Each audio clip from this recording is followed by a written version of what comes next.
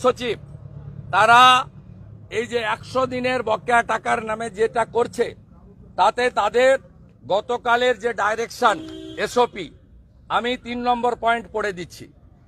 Very important point, please note that it has been reiterated again, no duplication of payment and no payment of non-Aadhaar account. Mamata ব্যানার্জির কাগজ এটা বলছে আধার account ছাড়া কোনো টাকা অ্যাকাউন্টে ঢুকবে না। আর আজকে বলছেন বিকল্প কার্ড দেব। আপনি কি দেশের মধ্যে আরেকটা দেশ তৈরি করতে চান? এই ঢপবাজ মিথ্যাবাদীকে বিশ্বাস করবেন না।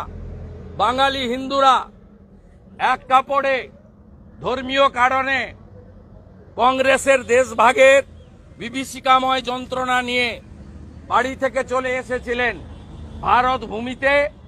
আপনাকে ভারত মাতা আশ্রয় দিয়েছিল।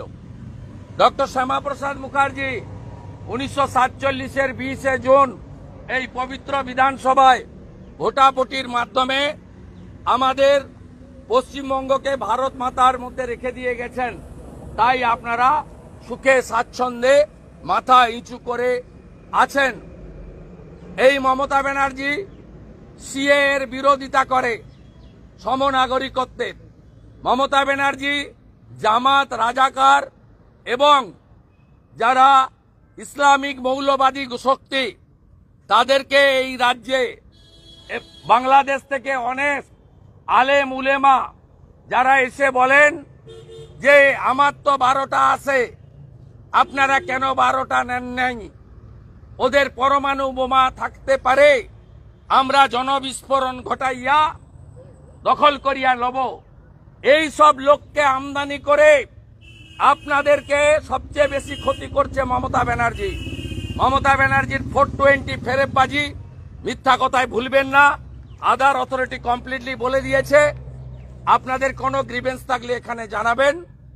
এবং আমাদের মতুয়া মহাসংঘের সংঘাধিপতি মাননীয় রাষ্ট্রমন্ত্রী ডক্টর মাননীয় শান্তনু ঠাকুরের নেতৃত্বে আমাদের কমপ্লিটলি এই বিষয়ে যদি কারো কোনো তথ্য থাকে তিনি যে হেল্পলাইন নম্বরটি প্রকাশ করেছেন সেখানে যোগাযোগ করবেন।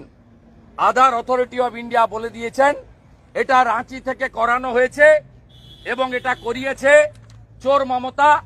এর পিছনে কয়েক কোটি টাকা আছে।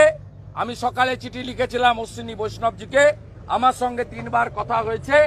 অশ্বিনী বৈষ্ণবজি এবং সিইও আধার মিস্টার অমিত আগরওয়াল দুজনেই তদন্তের নির্দেশ দিয়েছেন, ডিপার্টমেন্টাল তদন্ত। তাতে যদি অ্যানামেলি থাকে তারা সেন্ট্রাল এজেন্সিকেও দেবেন। এবং এর পিছনে করমণ্ডল এক্সপ্রেসের মতো বড় চক্রান্ত ছিল। হিন্দু বাঙালি এক কাপড়ে যারা ধর্মীয় উৎপীড়নের কারণে বাংলাদেশ থেকে চলে এসেছেন তাদের ভোট নেওয়া, লোকসভা ভোটে নির্দিষ্ট কিছু আসনকে বিজেপির কাছ থেকে কাড়িয়ে নেওয়ার জন্য এটা সম্পূর্ণ পরিকল্পনা। এই কনস্পিরেটর তৃণমূলের এবং এই কনস্পিরেটরের মাথা মমতা ব্যানার্জি, তাকে সাহায্য করেছেন রাজীব কুমার।